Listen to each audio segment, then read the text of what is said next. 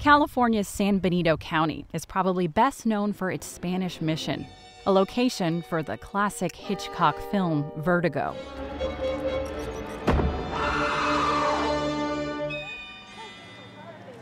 Today, just around the corner from the famous church, a different kind of drama is unfolding.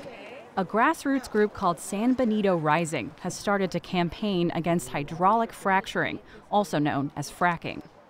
The group has put an initiative on the November ballot that asks San Benito voters to ban the oil and gas extraction technique.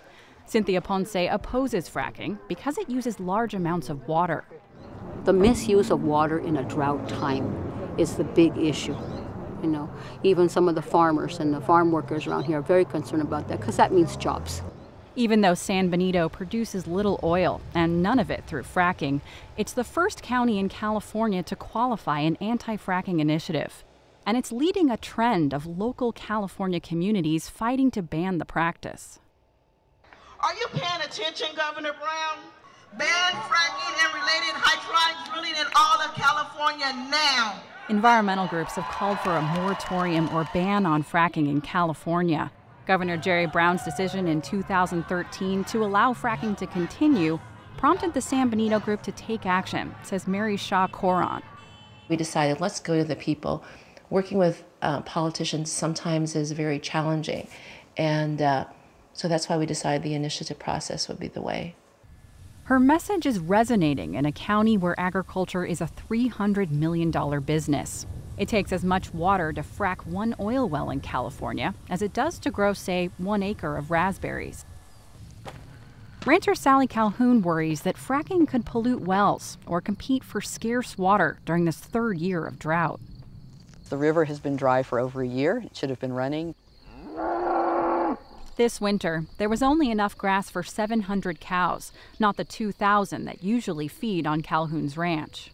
It's very obvious right now that water is the most precious thing that we have in San Benito County. So I have personally supported the initiative with money, with funding.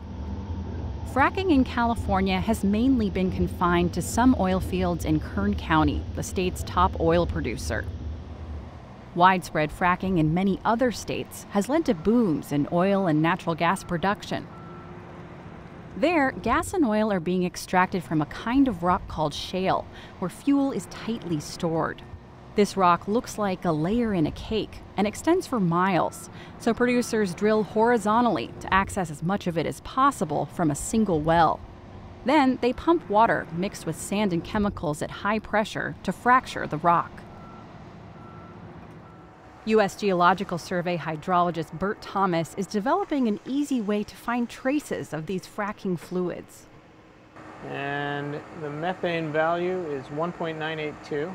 They all have at their basis a gelling agent so that it can hold the sand when it sits in place. And then they add another compound to make the jello collapse. And when the jello collapses, it leaves the sand behind. The sand provides a conduit for oil or gas. Fracking chemicals, as well as the water naturally mixed in with the oil, also flow to the surface and are captured. Maybe they'll put it into tanks, or maybe they'll put it into trucks. And in doing that, there are many opportunities for a mistake or a leak to occur above somebody's fresh groundwater resource, and that presents a risk. The HBO documentary Gasland Part 2 documents cases of water wells contaminated with chemicals. But the tests weren't released to the public. I had to drive out there and get them myself. A 2013 screening in Santa Cruz moved Mary Shaw Coron to ask director Josh Fox for advice. So what he told us is that regulations don't really protect you. You have to stop it. But Governor Jerry Brown favors regulation over a ban. He signed a law in 2013 that calls for state agencies to create regulations by 2015 based on the results of a series of studies. I signed a bill that is requiring not one but two scientific studies, deep studies on the effects of fracking, on water, on seismic activity, on air, on land use. The USGS's Thomas hopes the state will come up with tough rules. The first line of defense in California is the regulation of the well construction.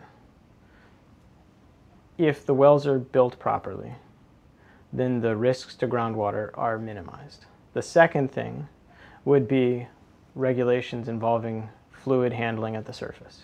While the rules are finalized, companies must obtain a state permit and test groundwater if neighbors request it. Geologists like Don Gauthier wonder whether a boom in fracking in California is even likely, given its unique geology. I think any reasonable analysis would have to recognize there's a huge amount of uncertainty there. California has the same type of oil-rich shale rock as places like North Dakota.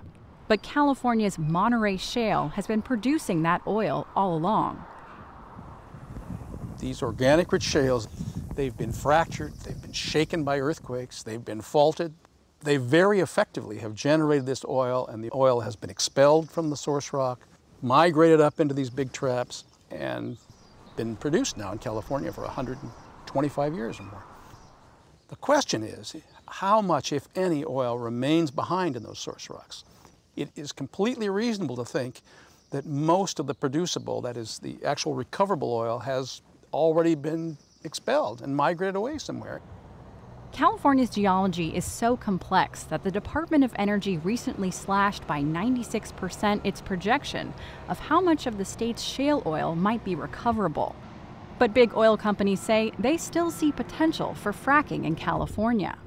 Does that look like a good location for you guys? Yeah. Meanwhile, some small producers have their own concerns about San Benito's anti-fracking ballot measure. The initiative also calls for a ban on 2 other oil extraction techniques commonly used across the state. The impact of this initiative on our project would be devastating. Armin Nahabedian's company, Citadel Exploration, has drilled the first of up to 15 exploratory wells in southern San Benito County to see how much oil is there. My project, when fully developed, could bring significant tax revenue to the county, upwards of $3 million a year, and create hundreds of new jobs. The project is using a method called cyclic steam injection. About half of oil in California is extracted with similar methods, designed to heat up oil that's too thick to flow. You take a single well bore, inject steam into it for 2 weeks. You then let that steam soak in ground, and then you put that well back on the pump and start to produce it back. If the initiative were to pass, Citadel wouldn't be able to move from exploration to production. This is an absolute anti-hydrocarbon initiative. It's attempting to outlaw all methods of oil extraction, not only fracking, but a number of other means of just well stimulating. It is a threat to the oil industry. I admit it, that it probably is. If you're an investor, that is a problem. But we feel that it is time to really start moving very significantly off of fossil fuel. We can have a much brighter future. Alternative energy is technologically ready to be used. I think the only barrier is political at this point. But most transportation is still fueled by petroleum, and the state imports 60% of its crude oil from Alaska and countries like Iraq. I served in Operation Iraqi Freedom. I say very simply, and some people say very crudely, that you can drill for it or you can kill for it. But that's just the truth. So I prefer that we drill for it here. San Benito's 42,000 voters will get their chance to decide if they agree in November.